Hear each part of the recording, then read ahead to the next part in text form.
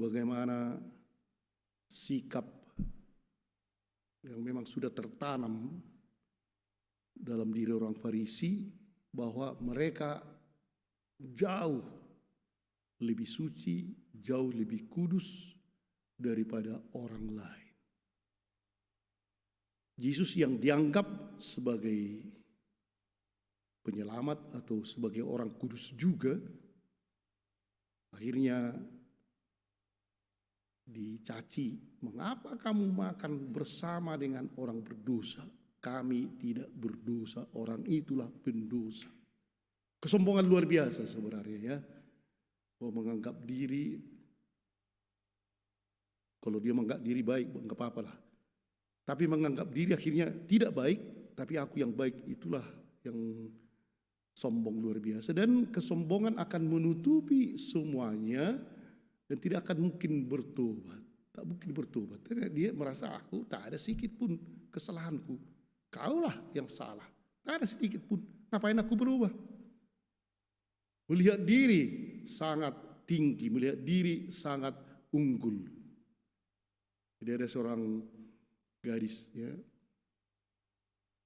datang secara jujur, luar biasa jujurnya datang kepada pastor, karena sudah beberapa lama dia selalu merasa orang lain itu lebih rendah, saya lebih tinggi gitu, lebih baik. Kenapa begitu? Dia berdoa juga, selalu dia merasa aku lebih cantik, orang lain tidak, semualah. Ini pasti dosa yang berat ini pikirnya. Pergilah dia kepada pastor mengaku dosa. Pastor, akulah kan, saya sombong sekali. Dosa kesombonganku luar biasa. Ada apa rupanya anakku? Setiap aku bercermin, selalu kulihat cantik kali lah aku. Kalau aku keluar jelek kali orang ini. Bercermin aku besoknya, ih kok cantik aku ya. Aku keluar, kulihat di jalan, jelek kali suster itu. Itu terus. Dan pastor itu mulai melihat dari segi mana lah cantik perempuan ini pikirnya kan, karena jelek kali sebenarnya, mok-mok dan banyak gini kan. Dan pastor itu mengatakan, anakku itu bukan dosa.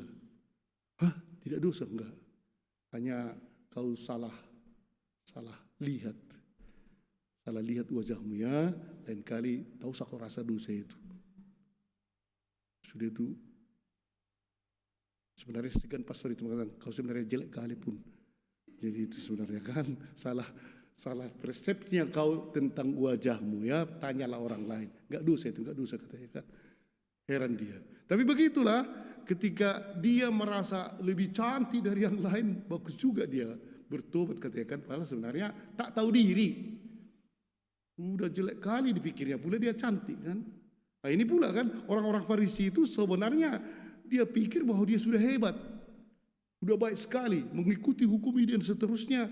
Padahal sebenarnya orang tahu dan Tuhan pun tahu, jelek kali kau, nggak ada baikmu pun. Apa sebenarnya kebaikan? Itulah tadi yang ditulis dalam Yesaya ya. Apa itu? Kalau kau memang merasa baik, kalau kau merasa diri sudah dekat dengan Tuhan, ini apabila engkau tidak lagi mengenakan kuk kepada sesama. Kuk itu kalau pedati ya, itulah yang ditarik-tarik itu atau sadu atau apalah, itulah kuk. Kita seringkali juga memberikan kuk kepada sesama, sehingga orang datang kalau melihat kita, selalu kita membawa beban kepada orang lain, bukan membawa keringanan. Entah dengan kata-kata kita lah orang berbeban, entah dengan apalah kan. Atau mungkin juga, jangan-jangan di rumah seperti itu kita kan. Kita memberikan kuk, suami memberikan kuk kepada istrinya. Terus-teruslah istrinya itu harus membawa kuk ini. Atau mungkin istri yang memberikan kuk kepada suami. Jadi asal datang istri, suami sudah, aduh mampuslah. Sudah datang kuk, saya harus menarik pedati ini dan seterusnya. Ini, jadi kalau kita tidak lagi mengenakan kuk kepada sesama, apalagi pada waktu itu ya, bisa entah hutang dan seterusnya, Dan tidak lagi menunjuk-unjuk orang dengan jari dan menfitnah. Nah, ini.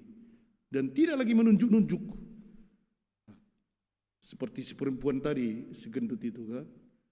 Dia menuju orang, jelek kali dia, jelek kali. Rambutnya, mukanya pun hidungnya mancung ke dalam, dan seterusnya. Tidak menunjuk dirinya. Inilah katanya, apabila engkau menyerahkan kepada orang lapar apa yang kau inginkan sendiri, berbuat baik kepada orang lain. Dan memuaskan hati orang yang tertindas, maka disinilah terangmu akan senantiasa nampak. Kegelapan tak ada lagi, dan kemudian seperti air yang mengalir di tanah kering, dan semualah menjadi untukmu adalah itu menjadi hari kenikmatan. Itulah sebenarnya pertobatan. Kontras sekali dengan apa yang terjadi dalam Injil Lukas. Levi itu adalah Matius ya, yang menjadi penginjil. Bagaimana Levi sadar bahwa dia memang pemungut bea cukai ini sangat banyak dosanya secara jujur. Dia mungkin sudah melihat dan mendengar bagaimana Yesus. Dan ketika Yesus memanggil dia, Yesus berkata kepadanya di kantornya itu ya, di kantor bea cukai itu, mungkin di Belawan. Yesus melihat seorang pemungut cukai yang bernama Levi sedang duduk di rumah cukai. Pajak. Kasih. Yesus berkata kepadanya, ikutlah aku. Tapi terus ikut. Kenapa? Pasti ada pergulatan di dalam pikirannya sebelumnya ya. Dan akhirnya dia sadari memang aku ini tak layak. Aku ini betul berdosa. Sementara orang-orang Farisi yang melihat Yesus yang mereka pikir dan hormati ini adalah guru dan pembawa kerajaan yang dijanjikan Allah, kok makan bersama orang berdosa, merasa diri lebih baik. Kemudian orang Farisi memang takkan pernah bertobat. Tertutup untuk dia karena sudah dia merasa diri akulah yang paling baik, ngapain. Dan akhirnya Matiuslah yang mendapat keselamatan ketika dia mengakui kekurangannya. Dan disitulah dikatakan oleh Yesus, para Bapa dan Ibu bagi kita, bagi orang yang merasa diri pada masa prapaskah ini, mungkin aku udah baiklah, bisa online, bisa kolekte jalan mungkin dan seterusnya, takkan pernah bertobat itu. Dia tenang-tenang aja kan. Paskah untuk dia biasa-biasa saja. Hari Jumat biasa-biasa saja. Tetapi ketika seperti si Matius ini datang, Yesus kepadanya langsung dia merasakan itu. Dan itulah yang dikatakan oleh Yesus, bukan orang sehat yang memerlukan tabib, tetapi orang sakit. Orang-orang yang merasa diri sehat, udahlah pergilah kau. Aku datang bukan untuk memanggil orang benar, tetapi orang berdosa supaya mereka bertobat. Matius salah satu dari situ dan akhirnya menjadi penginjil. Para Bapak dan Ibu, di manakah kedudukan kita? Apakah kita seperti gadis yang gemuk tadi, melihat orang lain jelek padahal sebenarnya kita jauh lebih jelek? Atau akhirnya kita merasa seperti Matius, kita memang banyak sekali kekurangannya dan Tuhan datang sebagai tabib untuk mengobati kita.